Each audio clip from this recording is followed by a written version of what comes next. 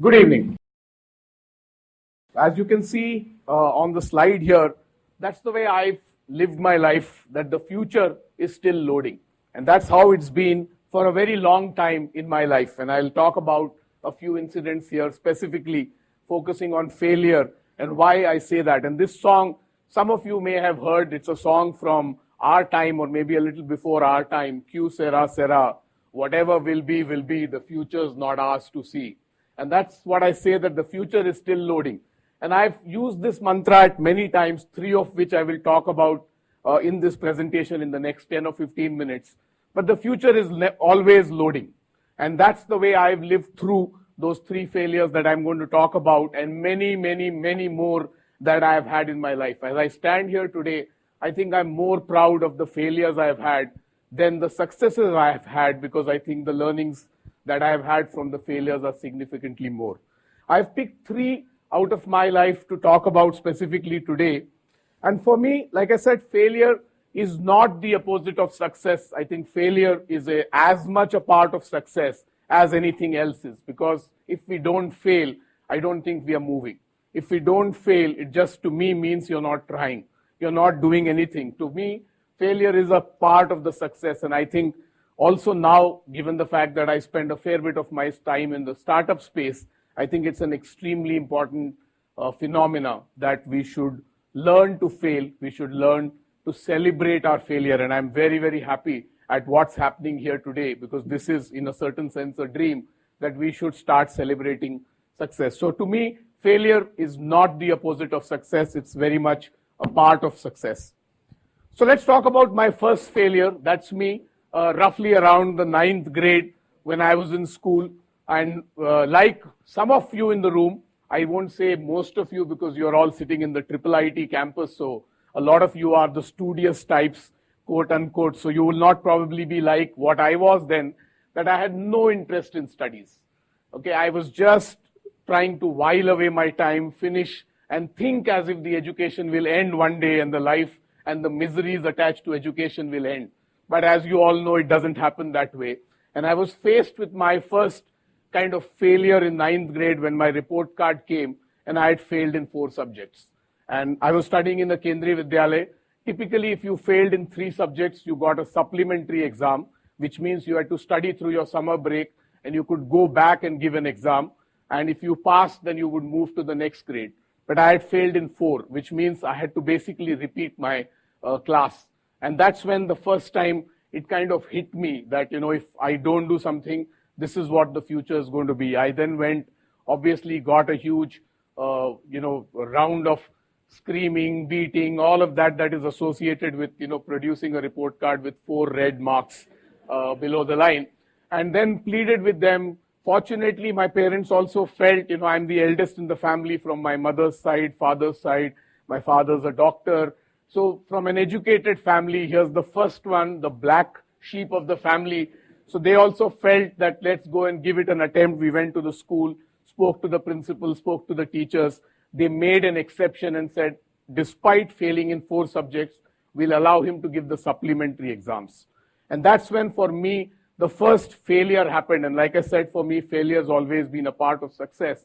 And that's where I decided to kind of take things in my hand and say, let's understand what is it that one is looking at in the form of education. What is it that I need to do so that I don't get these red lines below the marks in my report card the next time around? And from then, in the 9th grade, when I almost failed, moved to the 10th grade, I moved on to do my BSc Geology, where I topped the university. And this is from Pune University. And for those of you who know, Pune is ranked as one of the best or one of the better universities in the country. And I was doing a subject called Geology, which I topped in the university. And if all subjects put together, I was the number 50th rank in the university. And the only reason I was able to do that is because that failure taught me that I've got to understand the subject. I've got to understand what is it that the system is looking at. Probably somewhere I was thinking about the system to learn, and I was going through what the education system was not doing, which is around application. And hereafter, I started looking at finding methods to beat the system in terms of understanding the subject. And I was very famously in my college and school days known as Tedu, which in Marathi, for those of you who understand, means someone who will never do the thing straight. He'll always find a crooked method to do things. So I would create acronyms for an answer. The most difficult answer, I would have that absolutely easily ready because I would have formed an acronym for the answer. The most famous then in the college that I was known for was UPC Mofta Aloo Ka Kofta. UPC Mofta essentially meant all the 8 points of the answer. And I would rhyme it like that and I'll have answers. So I went on to beat.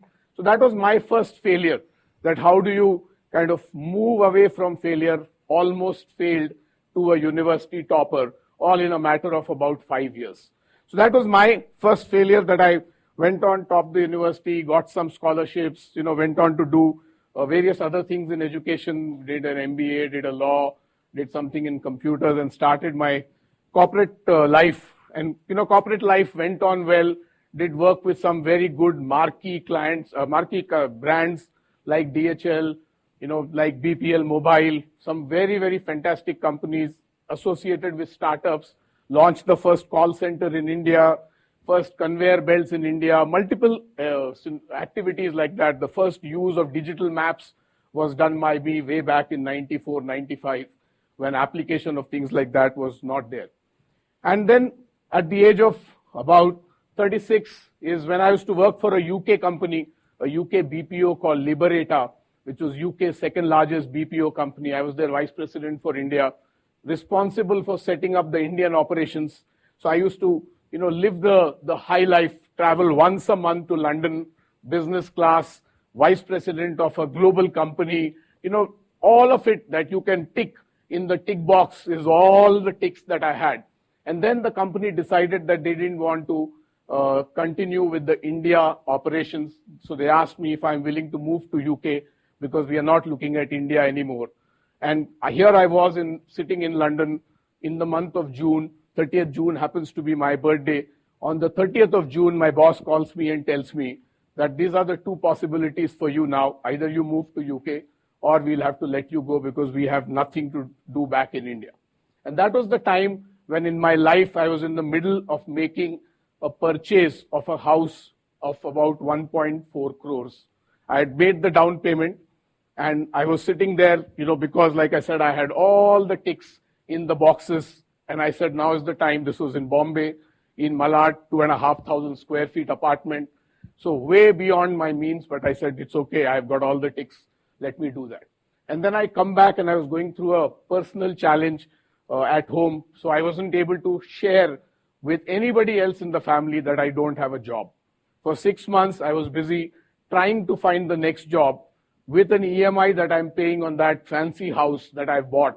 And I went through that patch, kind of thinking, telling myself, what did I do wrong? What went wrong, from a situation of all ticks to a situation where I don't know whether I'll have the 2 square meals because I have an EMI to pay, I have a family to run, and I don't have a job. And I'm also having a personal challenge as a family that I have to overcome.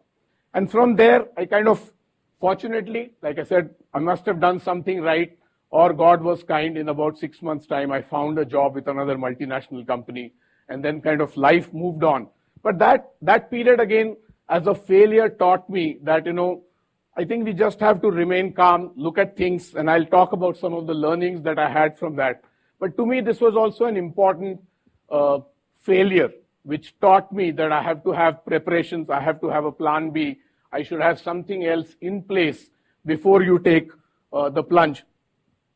And that, to me, was my second failure. And then I went on to come back to the professional life, went on to be successful. A lot of companies, again, like some marquee brands, like Galileo, Abacus, Daksh, various companies where I did some work and kind of won some accolades. So my third failure was in 2014. I used to be the CEO of a Karvy company, like Ramesh mentioned earlier.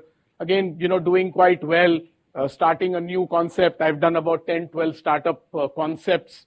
And I participated in a cooking contest. And this is for you, the chef friend I was telling you about when we were sitting in the other room. And I can't cook to save my life. A friend just enrolled my name because he said CEO cook-off contest, and I have to find 10 CEOs. I couldn't find 10.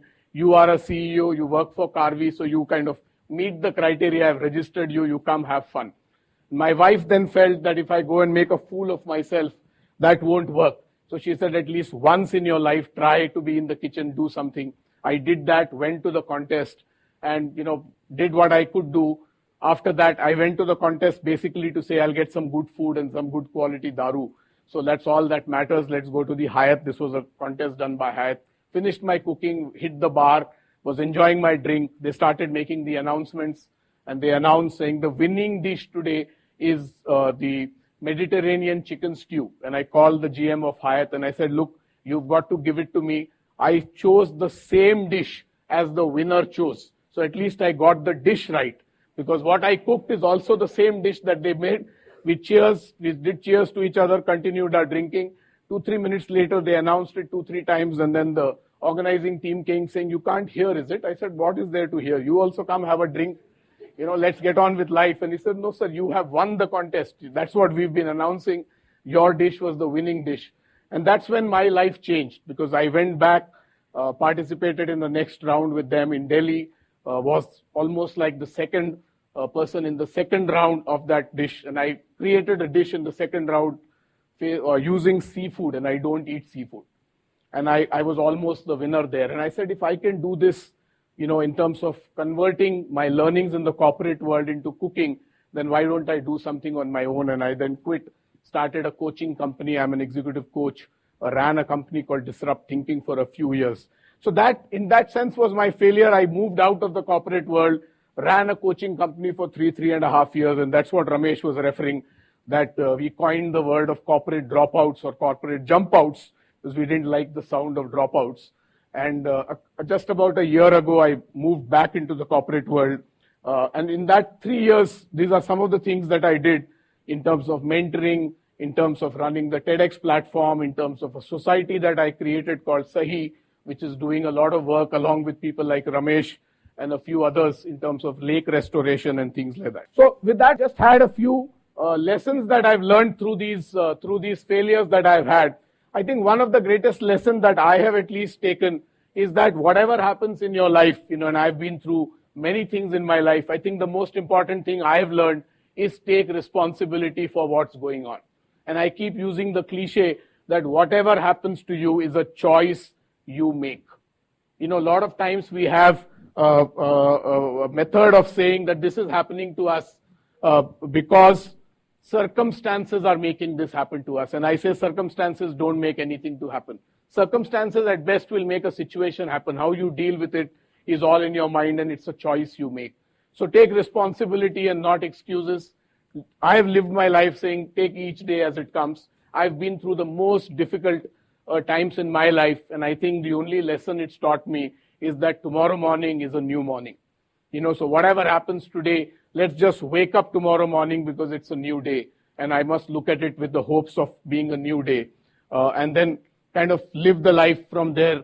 And like I said, no excuses, no responsibility. Take responsibility that you take. There's always another side. I've learned this again through my failures, that a lot of times we live in our own minds with our own thought processes, sometimes not realizing that there is another side. And when we sit back and kind of for a minute from our mind erase ourselves, and I say this, it's not an easy thing to do, but sometimes it's important to get out of our mind and have a conversation with ourselves. And I do this sometimes when you step out and say, okay, as a neutral person, let me talk to myself. And that's when we realize that there's another side which I hadn't realized.